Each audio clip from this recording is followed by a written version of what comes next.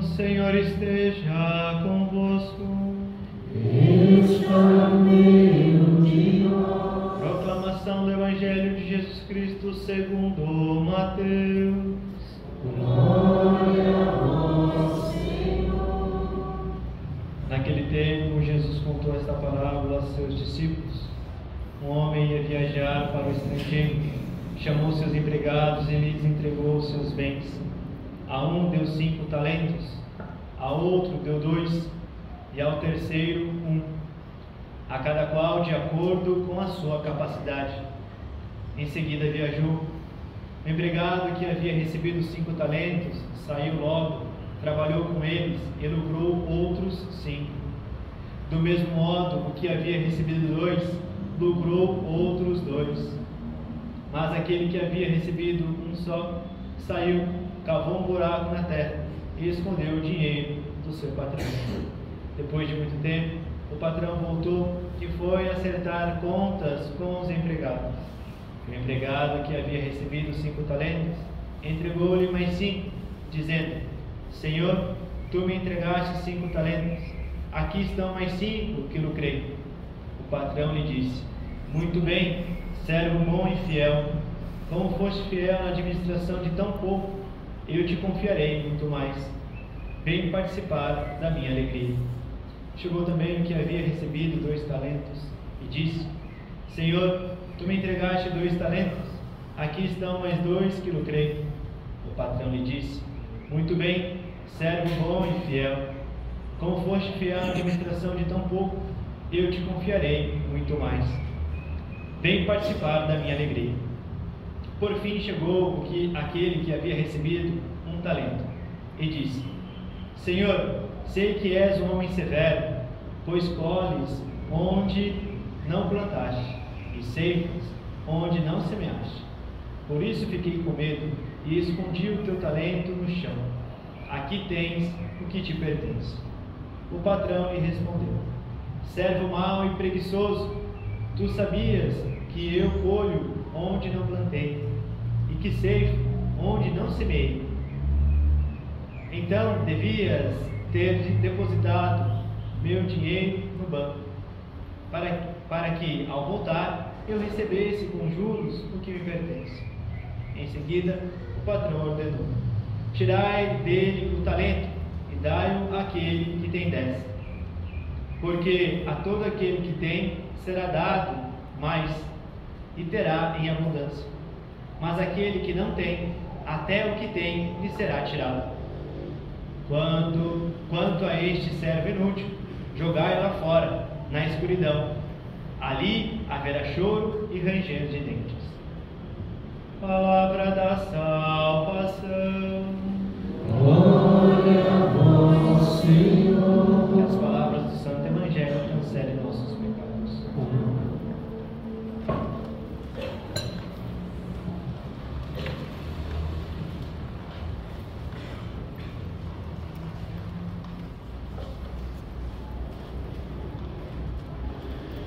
Jesus continua falando conosco em parábola.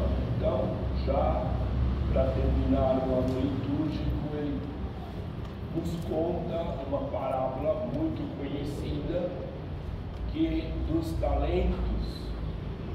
Então, tem 4 pessoas, 4 personagens: o patrão, o homem, que era o patrão, que representa Deus, e vem os três empregados. Esta palavra empregados, então, alguns biblistas vão dizer que não é empregão, ou melhor, o sentido de moderno do termo, da acepção moderna do termo empregado. Por quê? O empregado cumpre o seu expediente de trabalho. O empregado não está tão preocupado com os bens do patrão. O empregado tem uma corresponsabilidade ilimitada. Por que limitada? Porque só aquilo que lhe compete fazer. Então, a palavra mais apropriada para todo o texto seria servo. Agora, porque o servo está corresponsável, está envolvido completamente na obra do patrão. E assim nós devemos ser servos e servas, para reconhecer a gratuidade de Deus para conosco. Ser servo também no Antigo Testamento nós vemos Abraão, Moisés, Davi, os profetas, Jeremias, Isaías, como servos, ou seja, eles não lutaram pela causa de Deus, não lutaram pelo projeto de Deus para receber um salário, para receber algo em troca, para receber algo que fosse assim, algo fugaz. Mas lutaram pela fidelidade do povo para com Deus.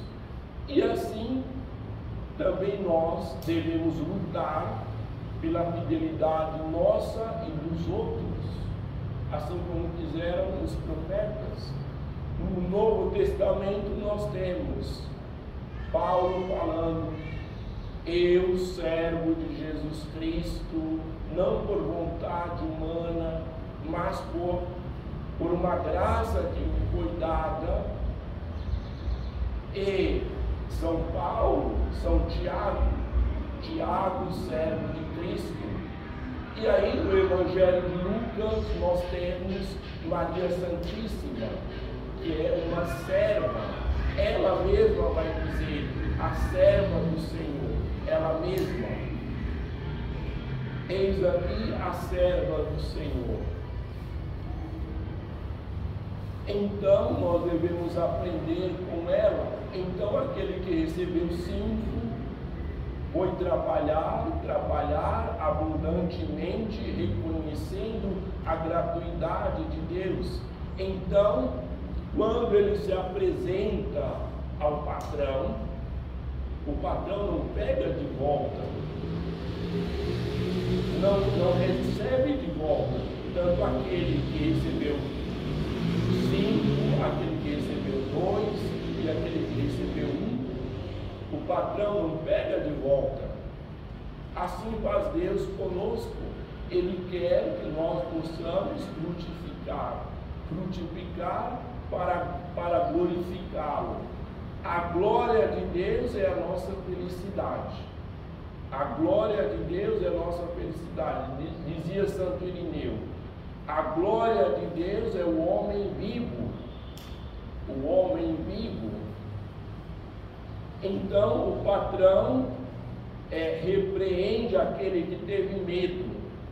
Então o que nos trava, nos emperra? Quando entra o medo. Então ele tinha a imagem falsa de Deus. Um homem perverso. Eu sabia que o Senhor colhe onde não plantou. Então eu cavei um buraco na terra e escondi, eu fiquei com medo. Era a imagem falsa de Deus. Então o patrão usa as suas próprias palavras. Você sabia que eu colho onde não planto? Então por que você não fez frutificar? Então, esta parábola não está ensinando para nós, Jesus não está ensinando para nós como aplicar o dinheiro. Não é uma aula de economia, uma aula de finanças. Jesus está falando dos dons. Então, quem que é o protagonista do desenvolvimento dos dons? O Espírito Santo.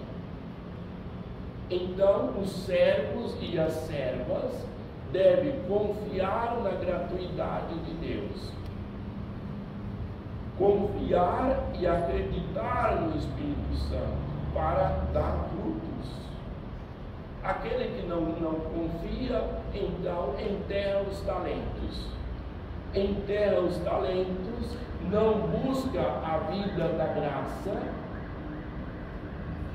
vai viver no pecado, viver atolado no pecado. Então é a corrupção que entra, dizer, é a mesquinhez. Então o salmista vai dizer no Salmo 103, 104: enviai o vosso Espírito e renovareis a face da terra. Enviai o vosso Espírito e renovareis a face da terra. Então, Jesus está dizendo para nós que devemos acolher a vida nova que nos dá o Espírito, os frutos, perseguir os frutos que nos dá o Espírito. Então, o patrão, a única recompensa é a alegria. Vem, muito bem, servo bom e fiel. Vem participar da minha alegria. Vem participar da minha alegria. E o São Paulo, na carta aos Gálatas, capítulo 5, vai dizer que a alegria é o fruto do Espírito. Então, tantos dons que o Senhor pode nos dar, mas o maior dom é o Espírito Santo. Devemos pedir os dons, mas devemos pedir o Espírito Santo. Então, o mesmo São Paulo, na segunda leitura, está dizendo para nós: todos nós somos filhos da luz. O que significa?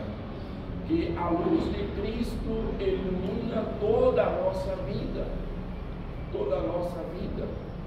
Não tem inteligência pervertida com a luz de Cristo, mas da reta razão, buscando Cristo.